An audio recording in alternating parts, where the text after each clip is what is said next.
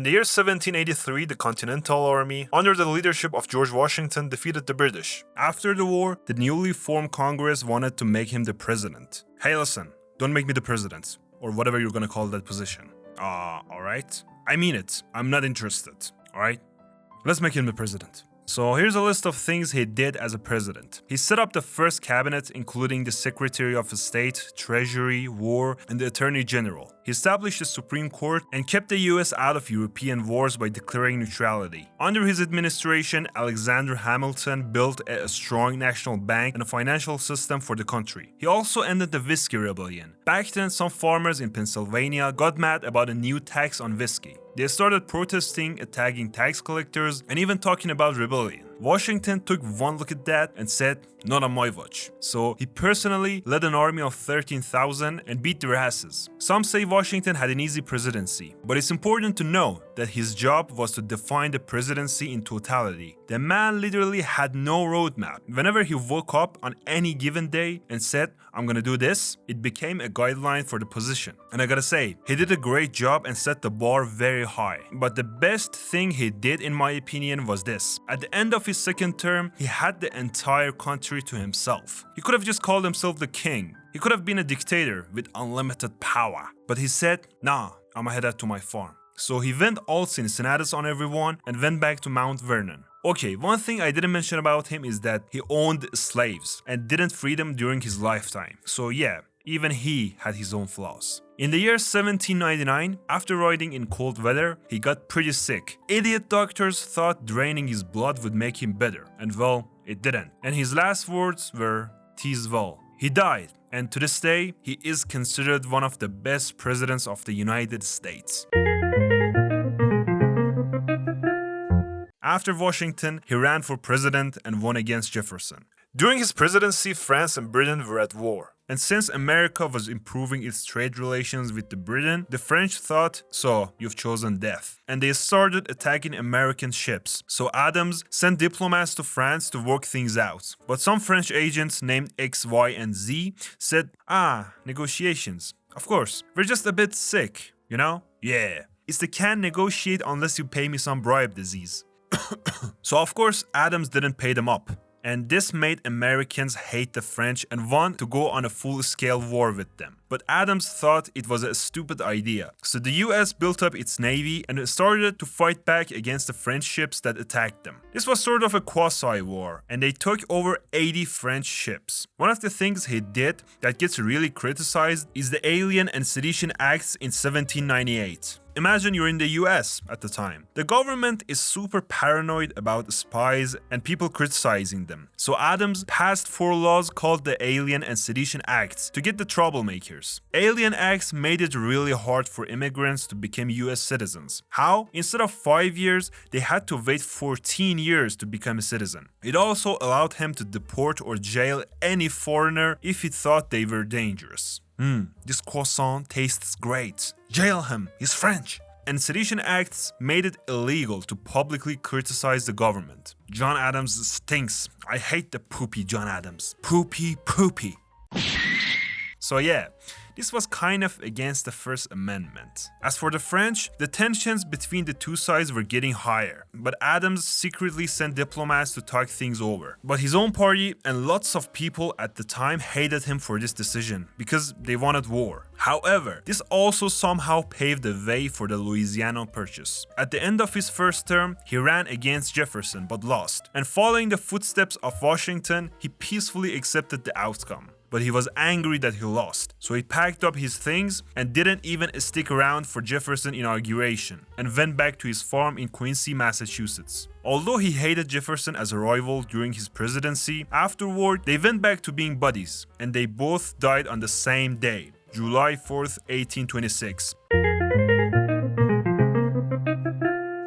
After winning, the man literally walked to the inauguration instead of riding a fancy carriage like Adams and Washington. Chad move, I'd say. Jefferson believed the government was too big and expensive, so he cut taxes drastically and reduced the military. While this saved money, it also left the US military weak, a mistake that backfired during the War of 1812. My man also negotiated the Louisiana Purchase and bought 828,000 square miles of land from France for 15 million bucks. Now that's a deal to brag about. In 1804, he ran against Charles Pinckney and easily defeated him. In 1806, Jefferson asked Congress to ban the international slave trade. He himself owned slaves though. And the Congress was like, "You're right, this is horrible. I can't believe we're still doing that. Alright, we'll do that as soon as possible." Okay, we're all set?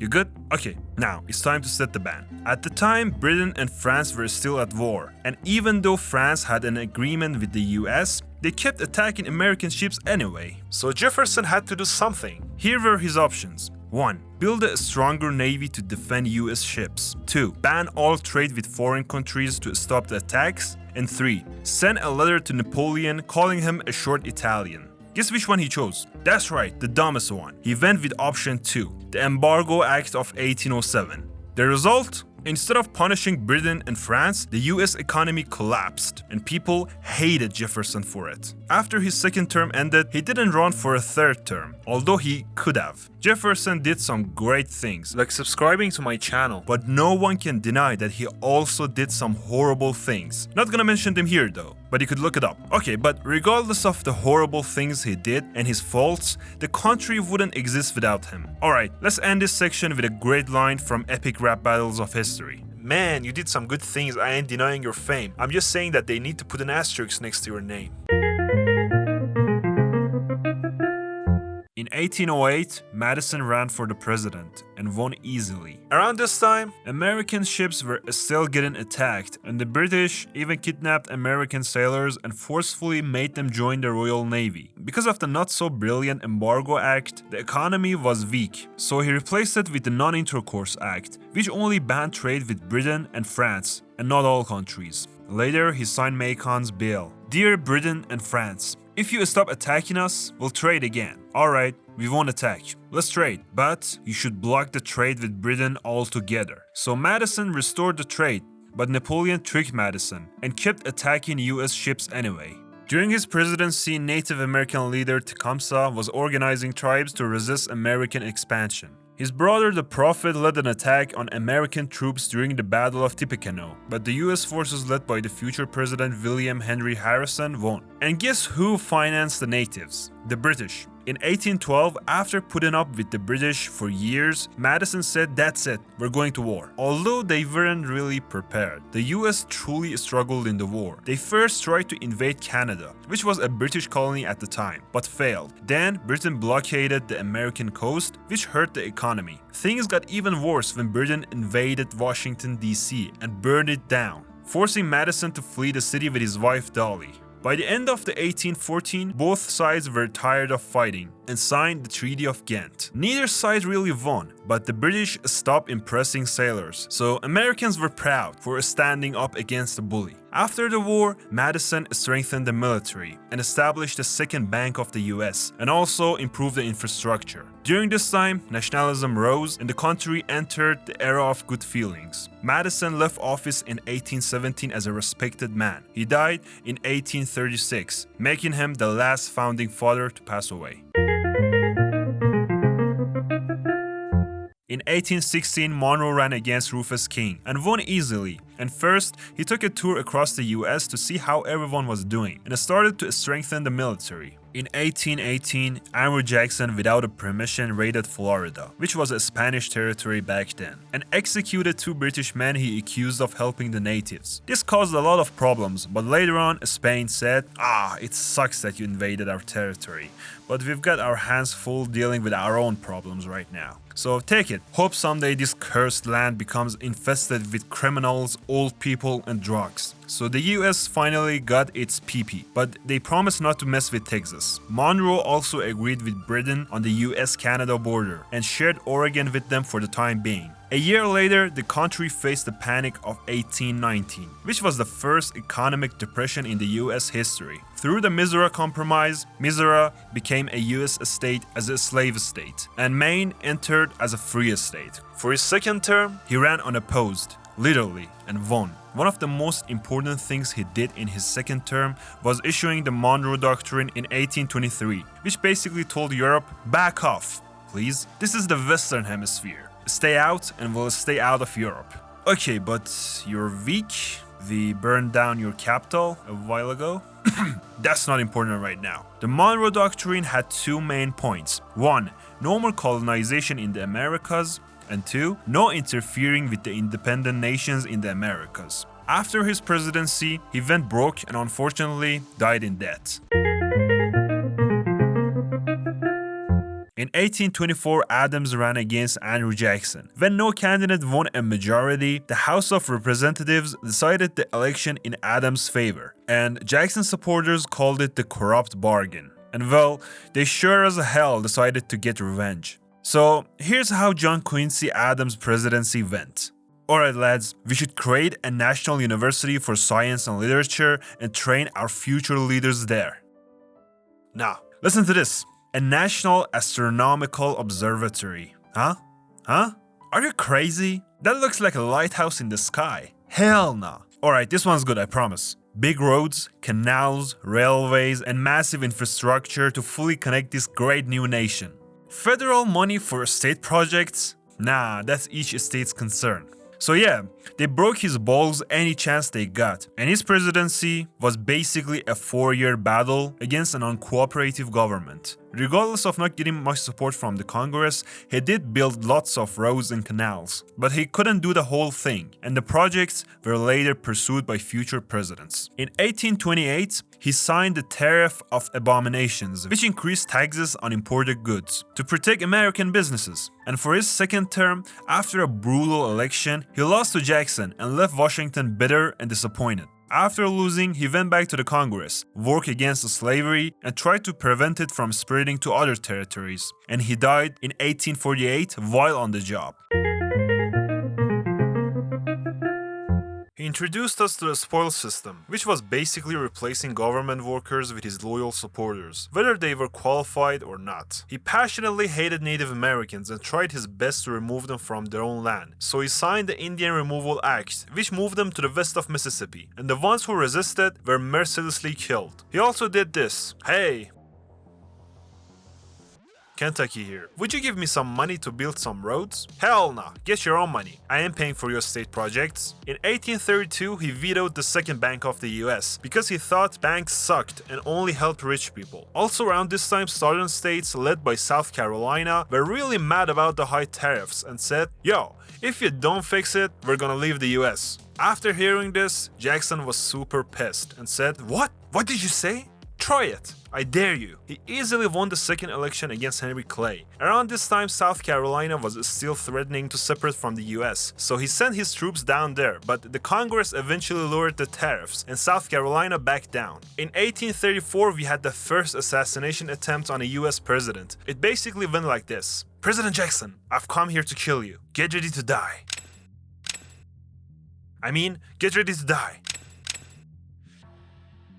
He kept beating the assassin until people pulled him away. He was a tough guy and a lucky one, because aside from this, he survived a couple of duels. Jackson was able for the first time to pay the US national debt, which was sort of his proudest achievement. Before leaving office, he issued the Specie Circular, which basically said the land could only be purchased with gold or silver, not paper money. This backfired and along with other factors triggered a massive economic depression. Eventually, Jackson retired to his plantation and died there. If you're liking the video so far, please subscribe.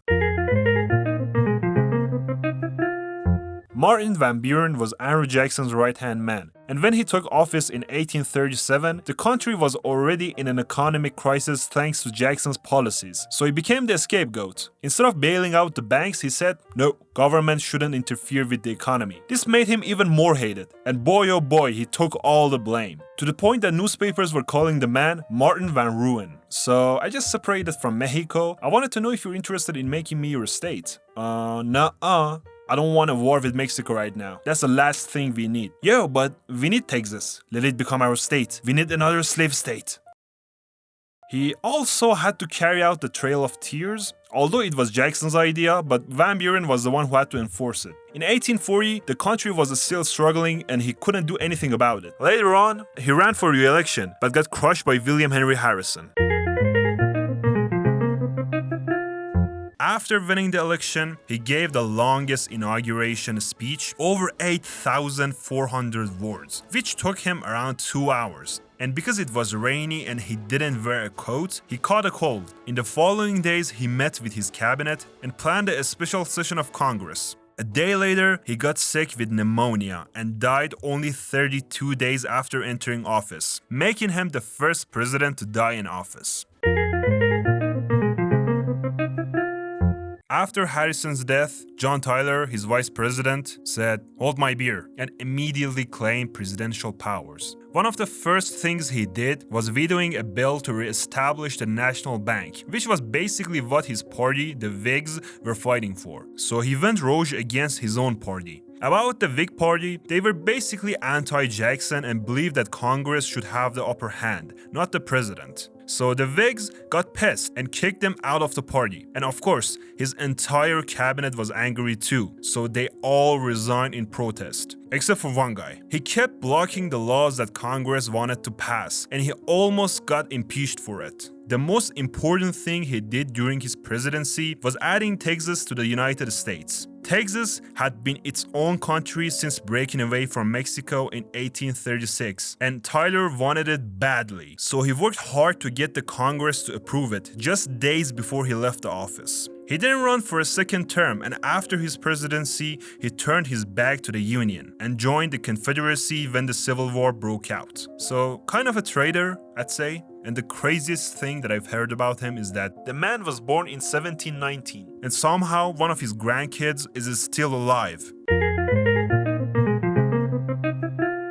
First of all, cool hair. After winning, he made sure that Texas became a US state. John Tyler had already approved annexation, and by 1845, Texas was officially annexed by the US. This made Mexico very angry, because they still considered Texas part of their land. Do you remember when I told you that US and Britain shared Oregon during Monroe's presidency? Well, that didn't last until 1846. Americans said 5440 or fight, meaning they wanted the border at 5440 north latitude. But Britain said, "You underestimate my greed, old bean." James K. Polk didn't want another war, so he settled it with the Oregon Treaty, which split the land at the 49th parallel. And still, that is the US-Canada border to this day. Polk loved expanding US territories, so after Texas, he offered to buy California and New Mexico, but Mexico wasn't interested. In April 1846, Polk sent some American troops to Rio Grande, near the Texas-Mexican border, and Mexico saw this as an invasion and attacked US soldiers. Bad move, Mexico. The US declared war in May 1846. The war lasted nearly 2 years, and the US defeated Mexico and captured the capital. After the war, Mexico surrendered California, Nevada, Utah, Arizona, New Mexico, and parts of Colorado and Wyoming. This was called the Mexican Cession, and it increased the US territory by about 30%. Polk, after his first term, was like, "Alright, let me check my to-do list." Well, I think I won't run for a second term. After leaving the office, he was exhausted and in bad health, so he retired in Tennessee and died just 3 months after. So the man literally did what he promised to do, except the Oregon border thing. And he won the election as a member of the Whig Party. His cabinet wasn't the best, and he wasn't that loyal to Whig policies. In the same year, the gold rush in the West was exploding, and he had to figure out what to do with California and New Mexico. He decided that they both should become states instead of territories. Southerners, as always, lost their minds over this. Guess why? It would mess up the balance between the free and the slave states. And even though Taylor was a Southerner slave owner, he didn't let those two states become slave states. In the late 1849, Congress started working on the Compromise of 1850, which was supposed to settle the slavery issue, and they proudly handed it to Taylor. He took one look at it and said, "Wow, Great job, guys. You really put a lot of effort into this. Vetoed. He said if Southerners tried to secede, he'd lead the army himself and hang the traitors. This was wild coming from him. And in early 1850, hey, half of your land is mine. No, it isn't. Texas, back off. And if I don't... Alright, on July 4th, 1850, at a party, he ate tons of cherries and iced milk. The next day, he got horribly sick and died on July 9th, only 18 months into the office. In my opinion, he was the last decent president before the Civil War.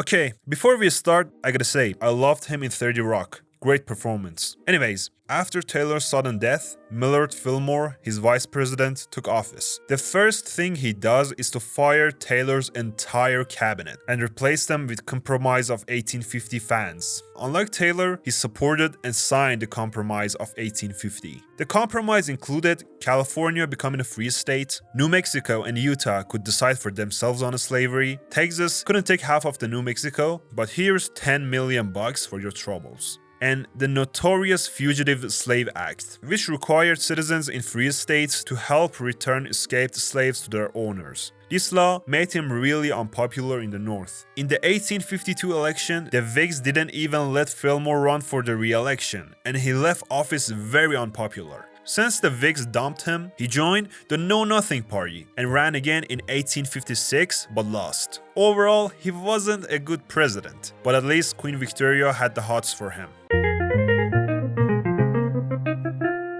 In 1852, he ran against Winfield Scott and won. During his inauguration, he was deeply depressed because he had lost all 3 of his children, with his last son dying right in front of him in a train accident just 2 months earlier. He gave a super dark inauguration speech and basically apologized for being the president. In 1853, he bought parts of New Mexico and Arizona from Mexico because he wanted to build a Southern Transcontinental Railroad. He then signed the Kansas-Nebraska Act, which basically said, "Hey guys, if you want to be a slave state, you could be. Let me know what you decide by your votes." The act canceled the Missouri Compromise and made the people up north furious. But as you could guess, the South loved this and sent pro-slavery people to rig the votes. This caused the Bleeding Kansas, a sort of mini-civil war between pro- and anti-slavery settlers, and Pierce didn't do anything to stop it. In 1854, he wanted to buy Cuba from Spain because Southerners wanted it as a slave state. I swear bro, every piece of land they saw, they immediately thought,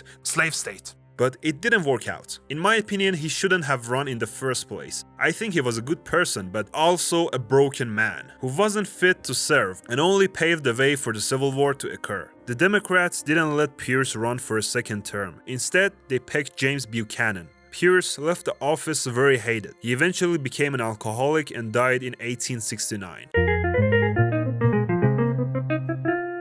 In his inauguration, he promised not to run for a second term, which was the smartest decision during his presidency. 2 days later he took office, the Supreme Court ruled in the Dred Scott case, which basically said black people aren't citizens and Congress shouldn't stop slavery from spreading. Buchanan fully supported this, which made abolitionists furious and pushed the country closer to war. In 1857, a huge financial crash happened, which hurt the North the most. Around this time, Bleeding Kansas was still going on. Buchanan supported pro-slavery forces in Kansas and tried to get the territory admitted as a slave state, but Congress rejected it, making him look weak. In 1859, an abolitionist named John Brown led a raid on a federal armory to start a slave rebellion. He failed and was captured by Robert E. Lee. Yeah, Lee. Buchanan just ordered the man to be executed, hoping all the problems would go away.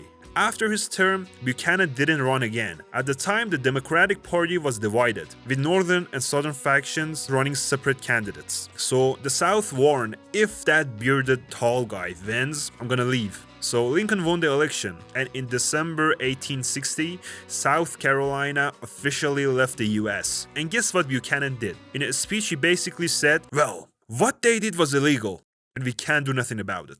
So other southern states started to leave soon after. In 1861, US troops at Fort Sumter, South Carolina, needed supplies. So Buchanan sent a supply ship, but Confederates fired on it, forcing it to retreat. and Buchanan gave up and did nothing about it. A few months later, 7 southern states that seceded formed the Confederate States of America. They even had their own president, Jefferson Davis, and Buchanan still refused to act, even though the country was falling apart. In March 1861, Buchanan left the office as one of the most hated presidents of all time. After he takes the office from Buchanan, he says, "Alright, South, what you just did is illegal. Get back to the Union. And if you don't attack us first, we won't attack you." And the South ignores him. In April 1861, Confederates fire on Fort Sumter, a Union military base. So Lincoln says, "I need 75,000 troops." "Done, sir." "Let's take back the South." "Sir, 4 more states just joined the Confederacy." And this brought the total to 11 Confederate states. In July, the Union Army marched toward Richmond, thinking they could end the war in a few weeks. Instead, they got completely wrecked by the Confederates. Lincoln then realized this wouldn't be a quick war, so he hires General George McClellan, but he does nothing and always refuses to attack. "George, it's time now." "Nah, it's rainy today." "Alright, George, I want you to go and take Richmond now."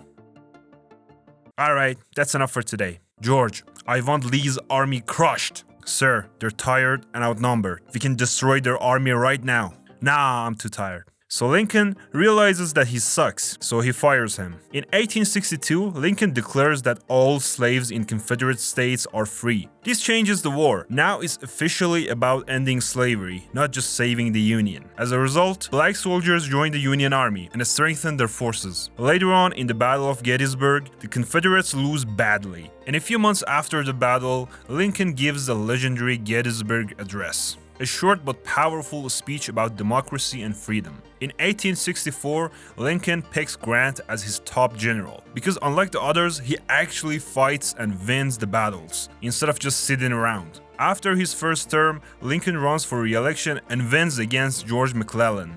Yeah, the good-for-nothing general. In April 1865, Robert E. Lee surrenders at Appomattox, and the Union wins, and the 13th Amendment abolishes slavery. Lincoln, being Lincoln, gets straight to work on rebuilding the country. But just 5 days after the war, Lincoln goes to a play at Ford's Theater, where a pro-Confederate actor named John Wilkes Booth shoots him. He dies the next day, becoming the first US president to be assassinated. I believe if he had stayed alive, he could have handled Reconstruction much better. The remaining presidents will be covered in the next parts, so stay tuned for that.